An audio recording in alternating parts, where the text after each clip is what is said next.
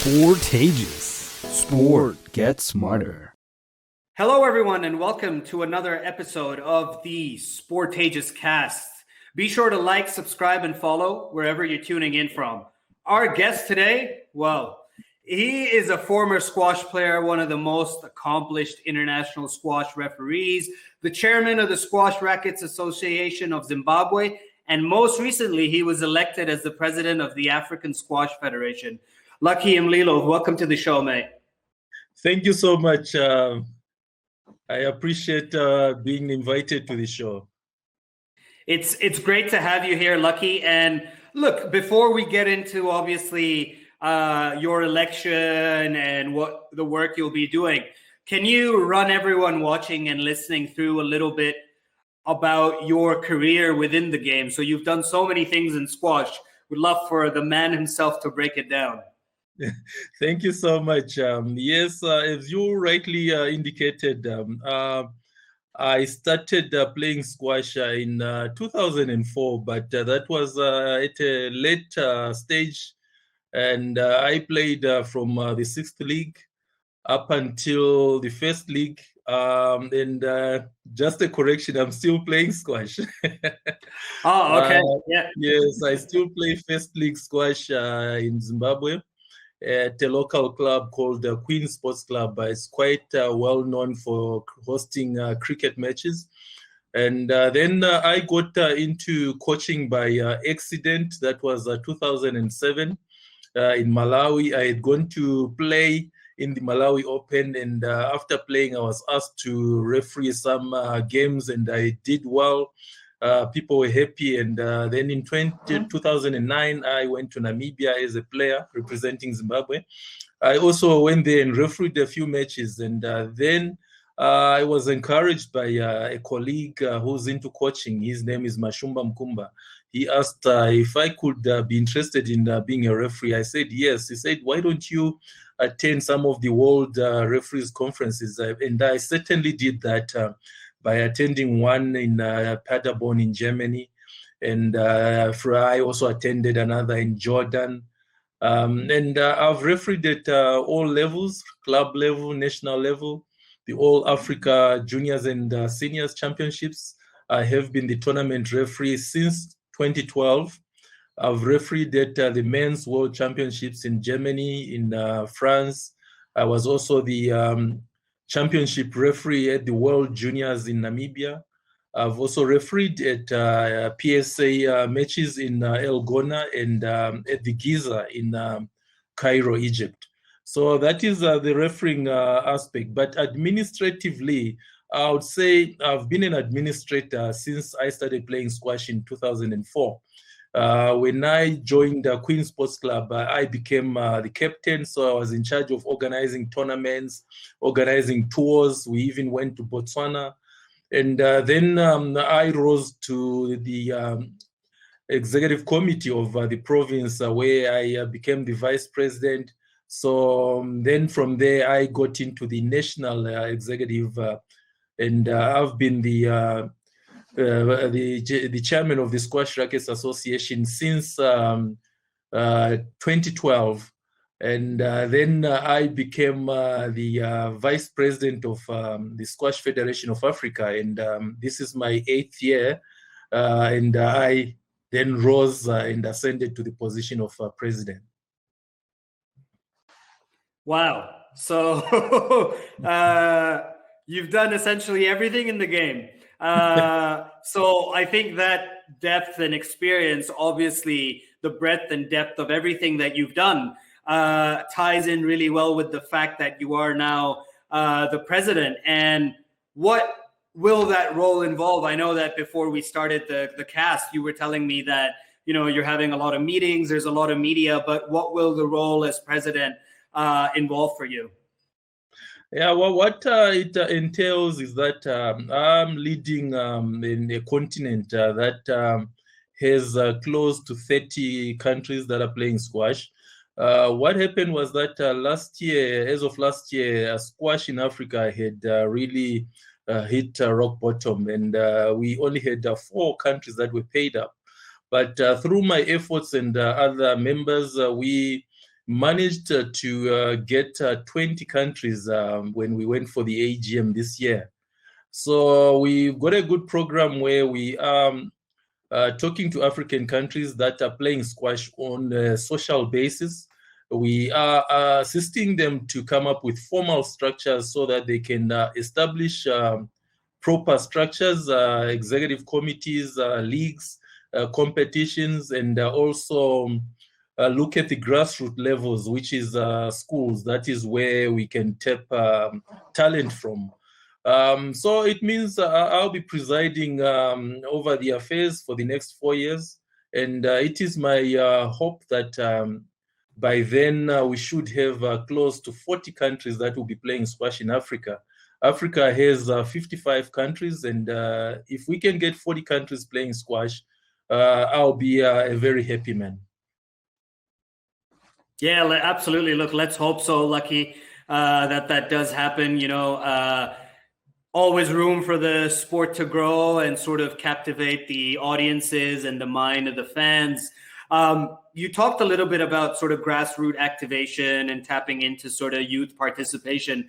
What are some of the key areas that you'll be focusing on as president of the Squash Federation of Africa?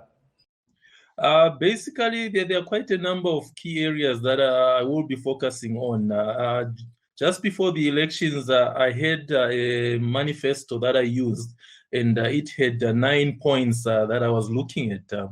I'll quickly go through those 9 points. The first point was to create solid and sustainable working relation through collaborating with member nations, and this is what we've already started doing.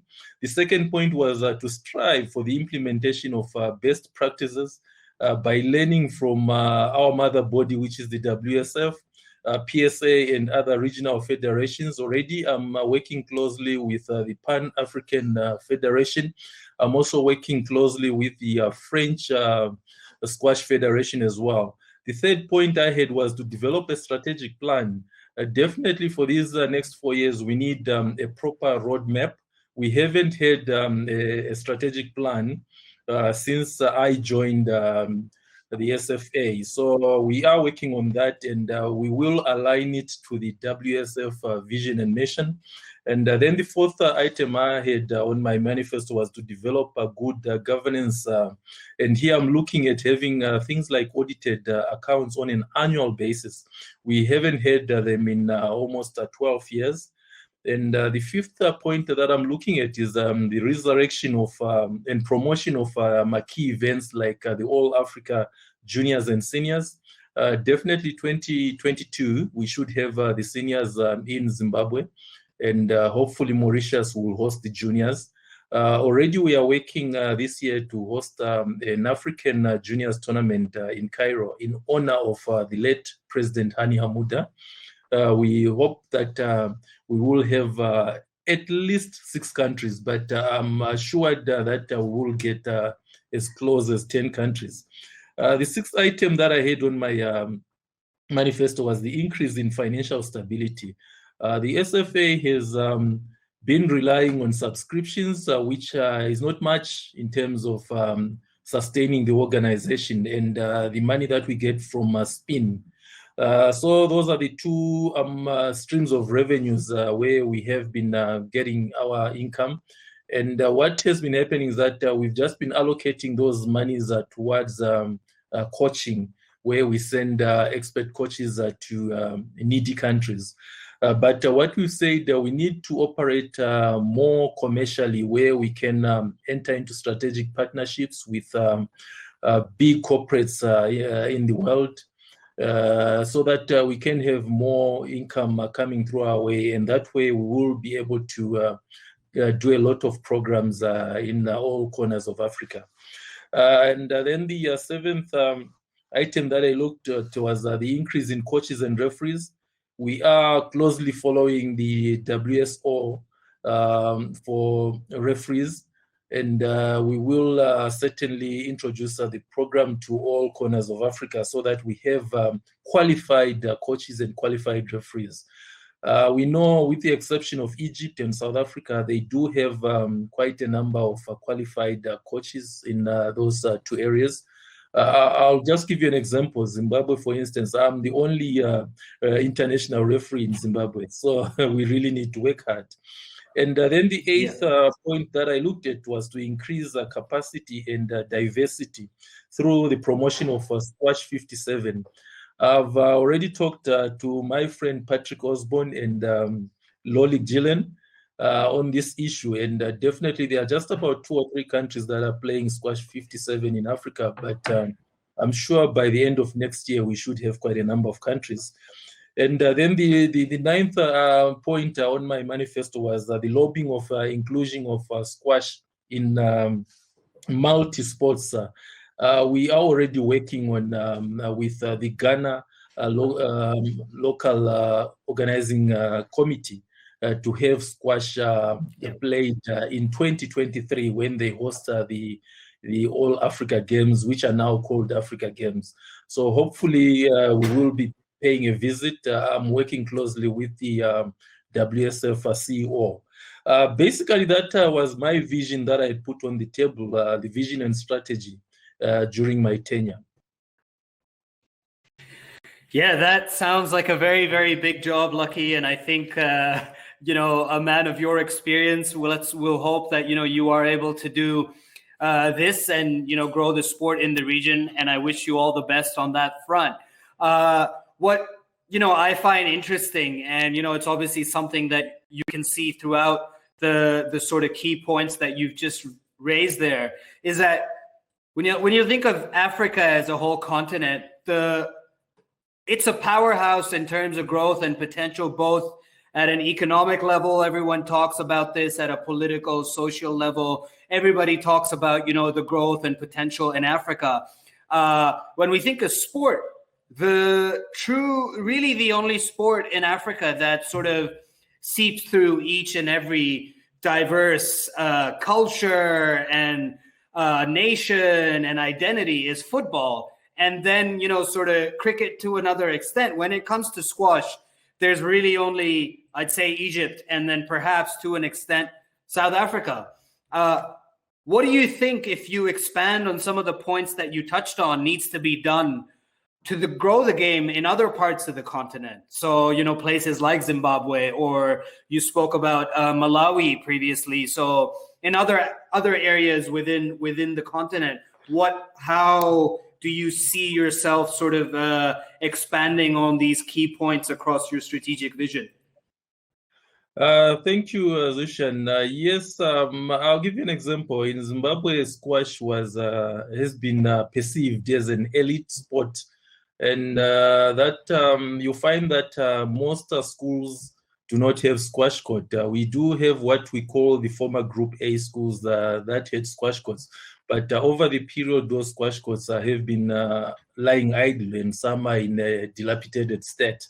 So what we intend to do, or what we are rather doing, is we've gone to the schools to speak to them so that we create awareness of the sport called squash. I've even said to most of my participants at these workshops that at one time squash was voted the #1 healthiest sport by the Forbes magazine, ahead of sports like football, rugby, cricket. So I've said there are benefits, and what we are doing, we are having awareness campaigns, and obviously these awareness campaigns, we need to mobilize financial resources. And this is why I've come up with committees. We've come up with 5 committees since our election. And these committees, one of those committees is called the Commercial and Business Development Committee. And this is a committee that is looking at mobilizing finances.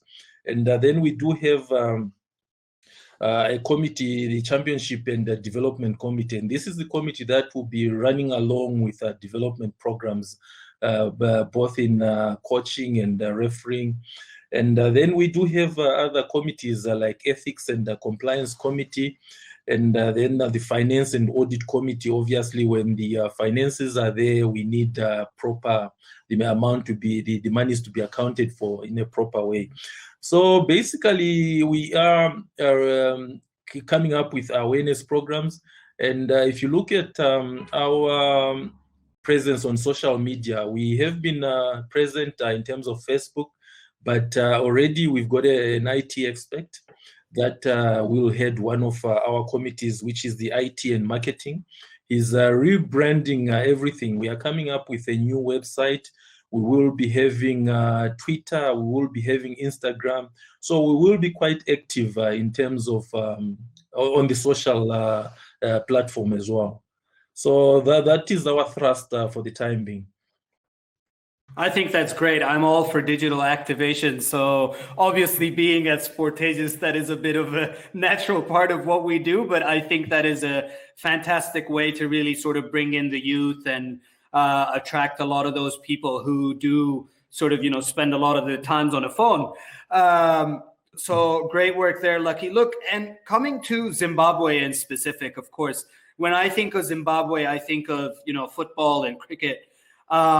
Squash seems really far away. Obviously, squash does come to a lot of countries like my own country of origin, Pakistan, through colonialism. So there are always sort of, it exists in pockets like that around the world where it's been played, and Zimbabwe has a similar case. But what have been some of the challenges of growing the game there in Zimbabwe?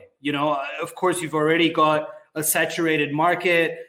Sport has seen a lot of difficulty due to obviously, general socio-political situations. How does it work with squash? What needs to be done to continue to grow the game there? And of course, not to mention, COVID and the pandemic and everything that everyone is going through. Okay, Zimbabwe, in terms of squash, the share, it's actually, we have soccer, that is the leading sport, followed by cricket, rugby, and then after rugby, yes, squash comes in fourth. Squash has not done very bad, but what has hampered growth and development in Zimbabwe is resources. As I've indicated, we do have a number of squash courts at schools that need to be refurbished, but unfortunately, we do not get any budget from the fiscus. What we are trying to do is we are working with the corporate world so that we can have these squash courts in good condition, and then we can be able to introduce it at school level. We do have a few schools that still have proper squash courts, and these schools also participate in our leagues. We do have the Matabeleland League and Mashonaland. These are provincial leagues, and we do have schools that are participating. So that is good for us. But what we are saying is that we need to work with the corporate world so that we can introduce squash courts in the high density areas where there are no squash courts. There is quite hidden talent there, which we can try and tap and bring on board into squash. So we are basically working with the corporate world. We know the government resources are strained, and with COVID-19, their finances are quite strained, and there is very little they can allocate to sports. We've seen that even with soccer, cricket, and rugby. They have to get income from other revenue streams rather than from the fiscus. Yeah, absolutely. Lucky. It sounds, it's fascinating, and it's great to see that someone as dedicated, passionate as yourself with all this vast experience in the sport is now sort of leading the pack. So that's going to be really, really interesting to see how things develop. I now wanted to shift the conversation a little bit to a bit about your own personal experiences, having done so many diverse things across the world of squash. Playing the game, coaching it, refereeing, and then of course the administration side of things. How, someone who, let's say I'm a squash player, professional squash player, and I envision sort of following a path that you've taken. What were some of the skills that you learned over the course of doing these diverse set of things, and how were you able to sort of transfer those across to now becoming president of the Squash Federation of Africa? I think what that has done, it has just given me a wealth of experience. As you've said, I've been a player, I've been an administrator, a referee. I think the only thing that I haven't done officially is being a coach.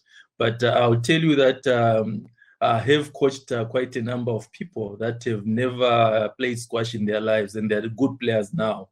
But I'm not a certified coach. So what that did, it contributed a lot for me to get where I am now.